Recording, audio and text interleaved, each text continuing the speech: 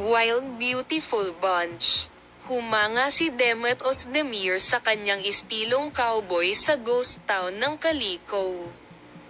Ang pakikipag-usap tungkol sa kanyang mga plano sa bakasyon sa simula ng tag-araw, ang aktres na si Demet Özdemir ay pupunta saan man siya magpunta, marahil sa Amerika o England. "Gusto ko ring makita ang Bali," sabi niya. Ginawa ni Demet ang sinabi niya at nagtungo sa Amerika si Demet Özdemir, na matagal nang nagbabakasyon, sa wakas ay naging cowboy sa isang ghost town. Ang ligaw na si Güzel Demet ni Demet Özdemir ay nagkomento sa estilo ng cowboy ni Demet Özdemir, na nabighani sa kanyang kagandahan pati na rin sa kanyang pag-arte. Narito ang mga post sa bakasyon ni Demet Özdemir.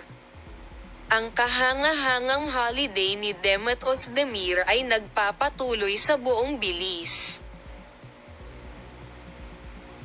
Nagbahagi na ngayon ng post ang aktor sa ghost town sa Las Vegas. Ang pakikipag-usap tungkol sa kanyang mga plano sa bakasyon sa simula ng tag-araw, ang aktres na si Demet Özdemir ay pupunta saan man siya makakuha ng visa, marahil sa Amerika o England. "Gusto ko ring makita ang Bali," sabi niya. Ginawa ni Demet Özdemir ang kanyang sinabi.